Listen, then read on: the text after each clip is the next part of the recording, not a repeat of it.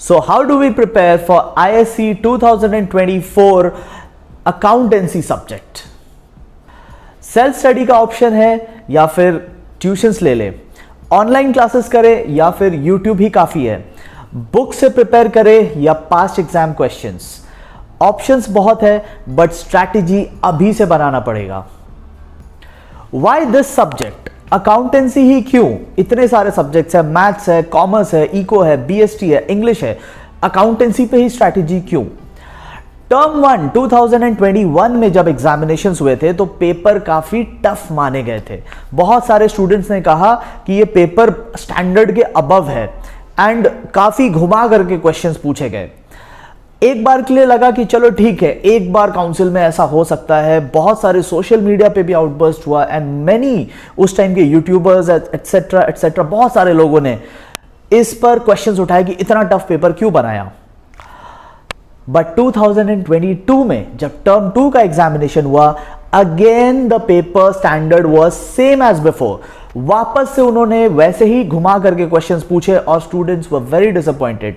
90s जहां पे बहुत सारे आते थे वहां पे बहुत कम 90s आने लगे। अच्छे स्टूडेंट्स जिन्होंने सारे सब्जेक्ट्स में 90 स्कोर किया, अकाउंटेंसी में 80 भी डिफिकल्टी से पार कर पा रहे थे। एंड इस बार के 2023 एग्जामिनेशंस में भी अकाउंटेंसी पेपर ही सबसे घुमा करके सबसे हाई लेवल का, सबसे स्टैंडर्ड पेपर बनाया गया।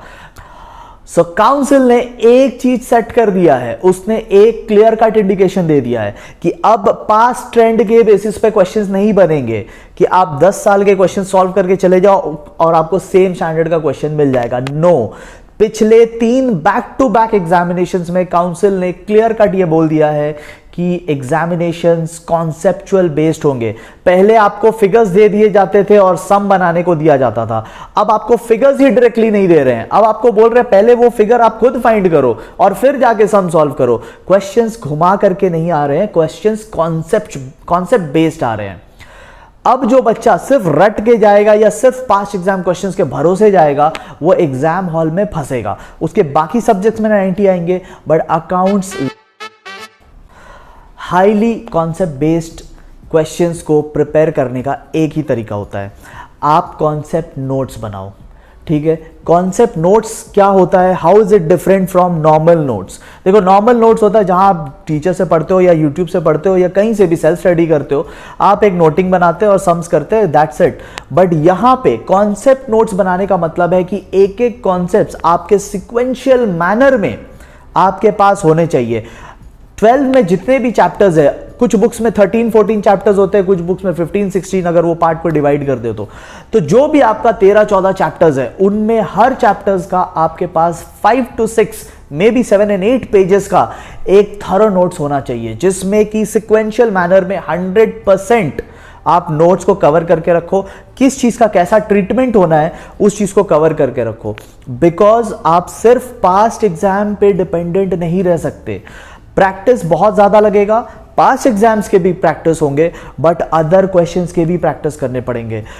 जो आपका सिलेबस है वो 100% आपके नोट्स में, कॉन्सेप्ट नोट्स में होने चाहिए। Concept notes are different from normal notes, I am saying it again and again. अगर आप अपने बुक्स को पढ़ेंगे तो आपके बुक्स में कुछ जगह कॉन्सेप्ट बताते हैं, फिर 3-4 सम्स आ जाता है, फिर कॉन्सेप्ट बताते हैं, फिर सम्स आ जाता है, और बहुत ही स्कैटर्ड मैनर में। आप खुद देखना, आपके बुक में बहुत सारे चैप्टर्स 100 पेजेस के, 150 पेजेस के चैप्टर्स मिलेंगे और पूरा कॉन्सेप्ट जो है ना इधर उधर स्कैटर्ड करके दिया हुआ है। कुछ जगह पे तो कॉन्सेप्ट दिया भी नहीं है, डायरेक्टली सम्स में उसको सॉल्व करके दिखाया है। आप ऐसे प्रिपेयर करोगे तो आप फंसोगे एग्जाम हॉल में। You need concept notes. ठीक है, कॉन्सेप्ट नोट्स में आपके पास सारी चीजें एक सिक्वेंशियल मैनर में होने चाहिए। नया अप्रोच आपको लेना पड़ेगा बिकॉज काउंसिल अब नए तरीके से क्वेश्चंस पूछ रहा है। सो आपको भी नई स्ट्रैटेजीज बनाने पड़ेंगी।